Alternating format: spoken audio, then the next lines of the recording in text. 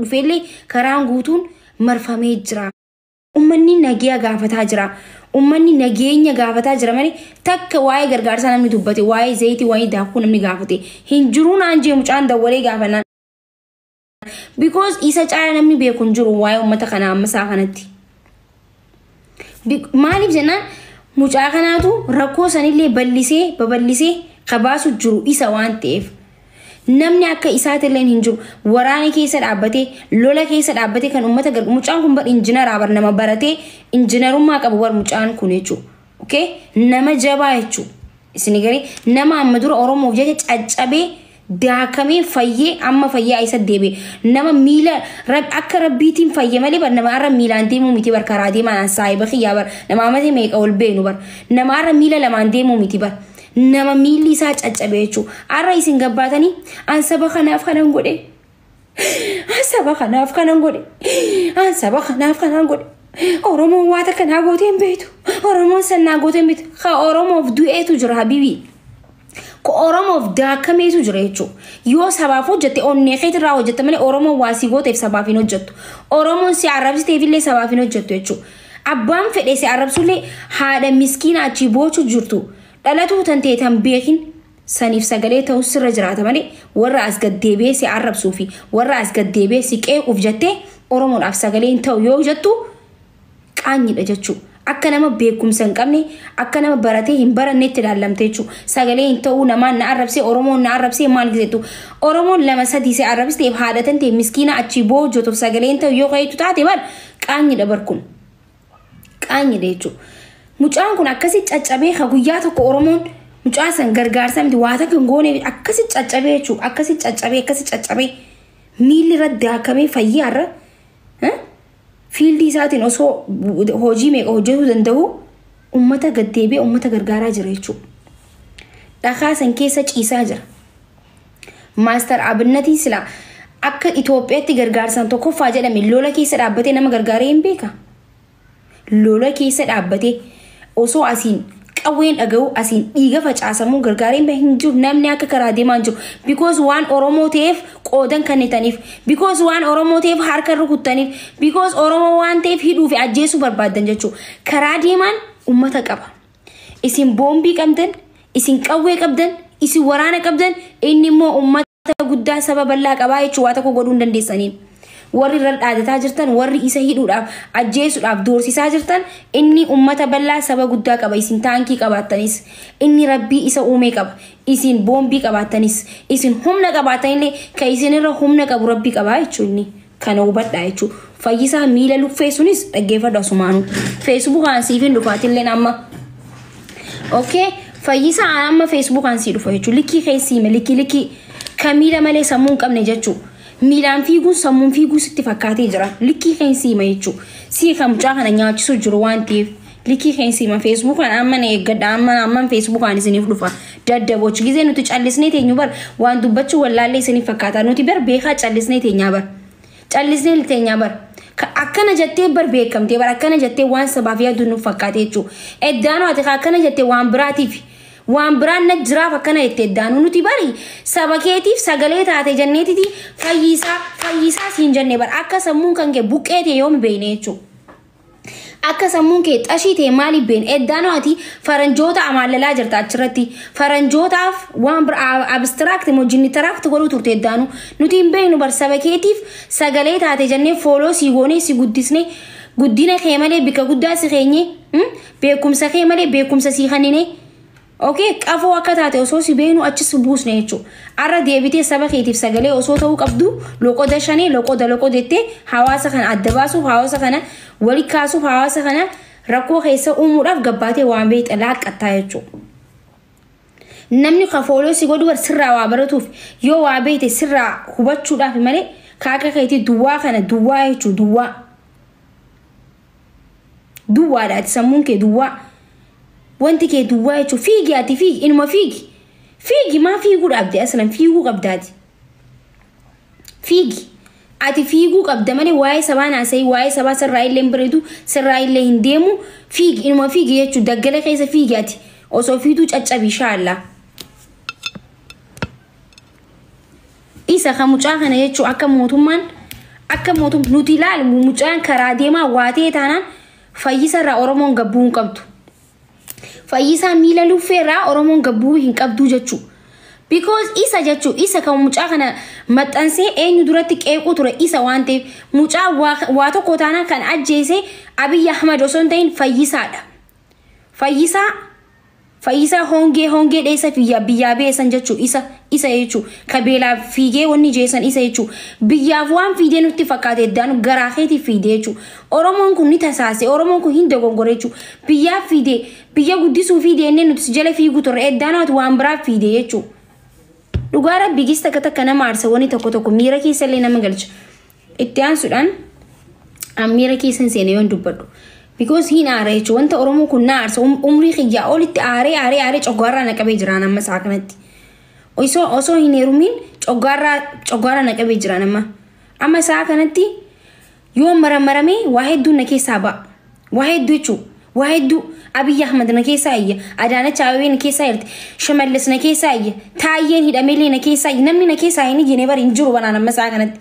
Namni na keessaa hin ijjine hin jiru Dammaqa Mokonnon na keessaa iyya amma isaa kanatti yoo maramee because sammuu kiyya damage ta'ee jira isin galee damage ijji kiyya illee na dhukkumaa jira ifaan illee hin jiru ifaan illee hanqa dhufu nee jechuun live seenu hedduu jarjareen jira baatirii ibsadheen seenee ijji koo baqaa jirti.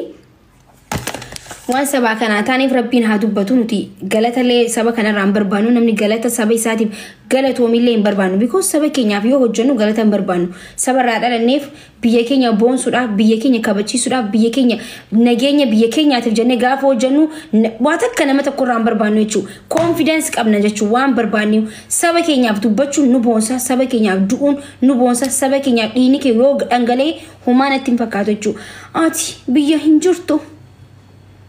Biyya baatee ruuza madaam nyaachaa akkana dubbatettan an biyya jiraachuu baadhu lubbuu nama meeqaa lubbuu maatii kiyyaa qabsiiseen as dubbadhaa bara eenyuti intala abalutti na beekan baran nama diqaalaan dalenne bar intala abalutti na beekan bara okay lubbuu nama meeqaa qabsiisne as teenya haasooyne jechuu gizee haasooynu isin galee lubbuu nama meeqaa qabsiisne as teenya intala abalutti na beekanaan okay gootarraan dadadhean isin galee miti akkasi yoo kanaafillee deebii barbaaddan. Karaa biraatiin dammoo wanti na hafee warri karaa deemaa posti godhaa jirtan kuni maal yaaddani diina moo fira na dhibu jira bar sa'aan nama itti faarsiu ammaa miti bar sa'aan kuni sa'aan amma keessa jiru kun sa'a nama sabaaf hojjete itti faarsinus miti nama sabarratti hojjenne katti abaarru sa'a kanaa miti wanta hundaafuu sa'a qaba wanti hundi sa'a qaba jechuudha. Wanta Oromoon faarsita takka barakate hin jiru. Eenyu barakate mee? Ko Oromoon faarsite du'u malee, ko Oromoon faarsite hidhamu malee nuti abaarsa qabaanneeti miti bar. Abaarsa qabaanneeti miti bar. Wanti nuti jaalanne diinaaf hin ta'u waan ta'eef malee. Wanti nuti ililiil jenneef diinaaf hin ta'u. Bakka agguma san dabarsanii ija uummata kanaa dhaamsuu barbaadan. Uummata kana mataa qabsiisuu barbaadan jechuudha. Mucaa kana amma olii gadan olfsanii wallahi reefun tana gizeen dubbisuun jechuun akka itti sagaleen isaan dubbise garaan na bade jechuun nama meeqa mata dheeraa wal beena isaa ibaqi maali bakka jechuun waan hunda isaa tiktokii as fideen dubbisuu barbaade gudura ena tiktokii keeyyalee dhaamseen jira hunda kiyya dhaamseen jiraanna maatii kiyyallee maatii isaatillee dhaqanii sodaachisaa jiran jechuudha. Isintu maatii isaatillee post godhe. Ilmoo isaa jaartii isaa post godhu mee maaliif barbaachise?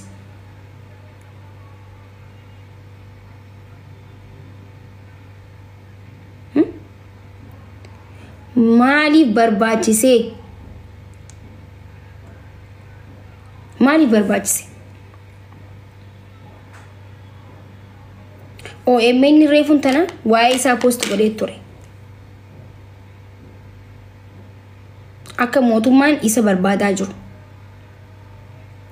Akka mootummaan doorfifamaa jiru OMN post godhee ture. Haya amma maal jenna kanaan?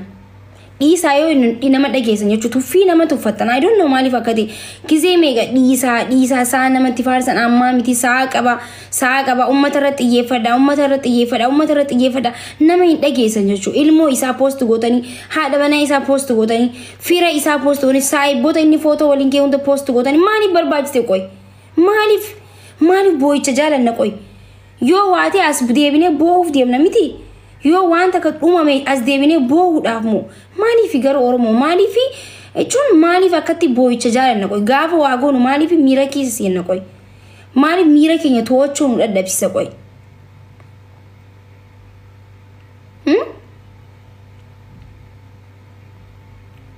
na dhibaaba miira keenya to'achuu qabna gizee waa goonu miiraan deemuu qabna gaafa miiraan deemne nama jaalannu ni miina jechuudha gaafa miiraan deemne nama kabajuu hin dhabna jechuudha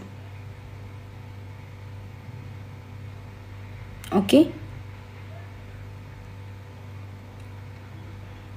du'aayi godhaa fi rabbii isaa eegu inni rabbii isaa qaba namni rabbii qabu humaan ta'u mucaan sun saba saniif yaadee ummata saniif yaadee lubbuu isaa dabarsee lubbuu maatii isaa qabsiisee lola san keessa ka dhiirri meeqa jiru Oromiyaa keessa ka jabaan meeqa jiru baala xunchaa baala daratii meeqa osoo jiru miskiinni sun kadeen gadda caccabee fiifuu miidhaa qaba baay'isawee ka miidhama qabu ummata san keessa dhaabbatee gargaarsa ummata san gargaaru jira jechuudha ummata san olii gad qabaa jira ummata san bishaan itti qabaa jira kadhaame ol qabaa jira jechuudha Rabbi umrii isaa dheerisu mucaan ummataaf yaade ummata irratti yaanne namni ummataaf yaade Rabbi haa yaaduuf wallahi laazim akkatti garaa na balleessu anaatu beeka jechuudha warri geemii ergu kun maal teessa tole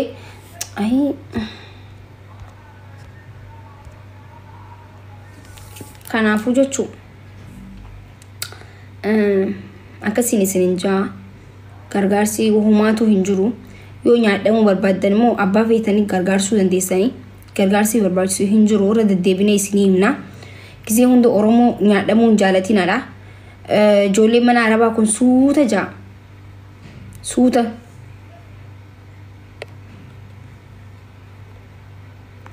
walitti gayyaana yaate yaa'uu baatte yaate buqqee harargeeti bar sabboona harargee osoo hin ta'in buqqee harargeeti sabboonaan akka keetii kanaa miti sabboonaan kanama gosaa fi gandaan adda guuru miti maanaa sabboonummaa beeki dura maqaa sabboonaa buqqee harargeetati buqqee fannitanii jira mita dhuf jettu saniyaati jechuudha ka sammuu hin qabne jechuudha doofa wali gayyaana ishaala gayyaatu sani ol wayita waan duruma naan jettanii bar kolkolee waan dur jetta sanuma jetta waan biraa wayita injittu deem gayyaay sabboonaa gizeetti baafatu buqqee jee baafadhu kana booda okay sabboonaa akka keetiin jiru sabboonaa yoom garaa isaatiif yaada sabboonaa yoom akka keetitti ummata gosaa fi gandaan adda guuru sabboonaa yoom akka keetitti dubartii xiqqeessa sabboonaa yoom akka keetitti dubartii gabbaa'ee akka dubartiitti taa'ee nama arrabsa sabboonaan kan dubartii kabajuu fi kan dubartii kabajuu bira dabree biyya isaa kabachiisuu fi kan dhiiga isaa dhangalaasee biyya isaatiif aarsaa kafalu sabboonaa jechuudha. Sabboonaa ittanii gaafa maqaa baafattan maqaa keessan maal akka ta'e hubadhaa dura. Saba keessaniif maal hojjettan sabboonaa taatanii. Okay? Beekaan callisa bar dubbachuu wallaleetti jecha tokkoon si fannisee si saqqalee si jalatti caataraa wanni taacaroo bishaan qaman wallaale ol si fanniseetiin taacaroo kattaa'ee sukkaraan si jala qamaan beekaan si dhiise jechuun ani namarraa dubbachuun jaaladhuuf malee dhadheeraa osoo hin ta'in taacaroo xixiqqishoo akka keetii kasanii si jala qamaan ol si fannisee jechuudha akka keetii kan si galee gizee namni si jalaa use waan si sodaadhees jalaa use sitti hin fakkaatiin. As biratti maqaa kan kiyaamee dubbachuun akka waan guddatti ilaaluu danda'u qabdu okay?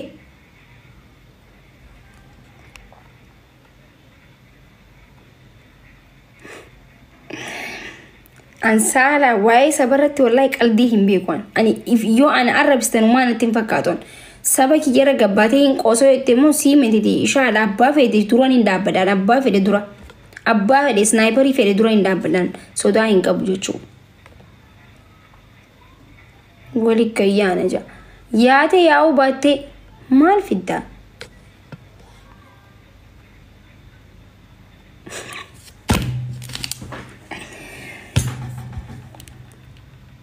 Nangko balchisina. Amma Facebook adeen jechuudha. Facebook an kotta warri filtera malee maakii ilaaluu barbaadan kotta Facebook an nuti warra amata meeqa filtera malee Facebook dubbachaa ture waan ta'eef kotta ilkee kiyyas ija kiyyas achirra laaltanii Facebook aseen